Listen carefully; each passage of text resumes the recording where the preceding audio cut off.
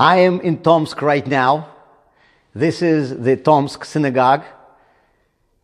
This is my first stop in Siberia, and I'll tell you, when I got out of the airport, I felt the Siberian weather right away. The minute that it took me to walk from the doors of the airport till the car that took me to this synagogue, I felt the cold.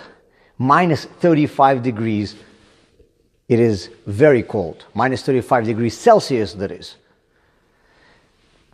But when I came into this synagogue, I can tell you that I felt right away that the warmth of the people here made up for all the freezing weather outside.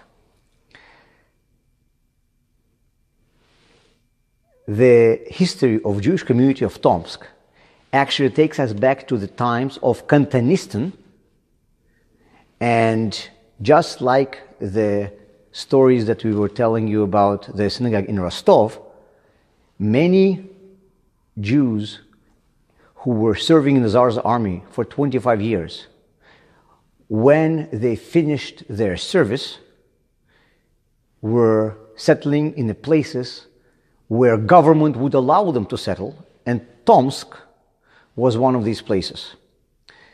So the Jewish community of Tomsk had many of those soldiers of the Tsar's army, and there is a building of a soldiers' synagogue till this very day standing here in town. It's a wooden old building that was not in the hands of the Jewish community till now, and that's why it was not taken care of properly. But actually, just recently, the Jewish community, with a Chabad rabbi at the head of it, was able to get it back from the government, and they are planning to restore this building.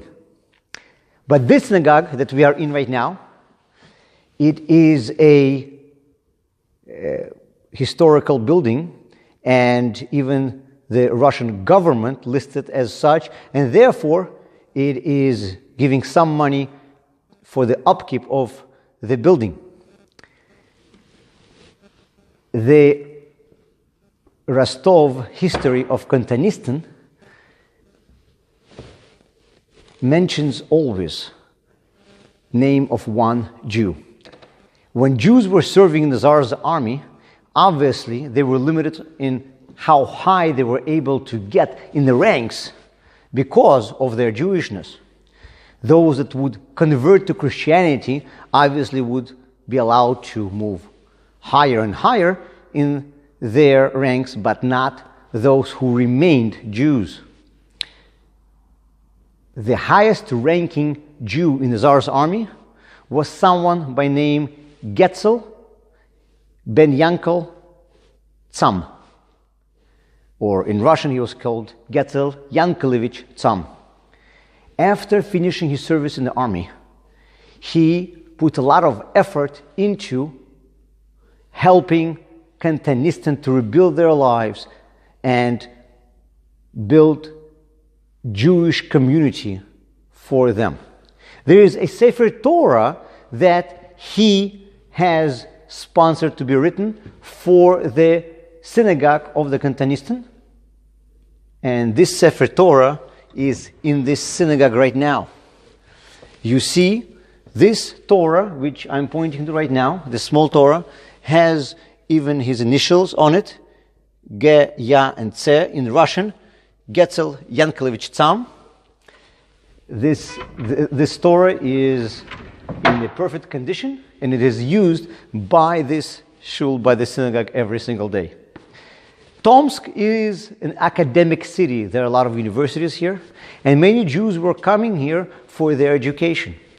Also, all those who lived in the USSR know that because of anti-Semitism, it was very hard for Jews to get good jobs, but in Siberia, there was much less anti-Semitism, and that's why people were coming here to get jobs, moving here from other cities more centrally located in Russia. They were moving here because they were able to get an employment here. So today, when I was giving my lecture here, there were a lot of people with academic background, a lot of highly educated professionals. It was a wonderful lecture. I saw a very big number of thinking people who are asking deep questions. And it is definitely a very warm and a welcoming community, which is a big contrast to the weather that we see here.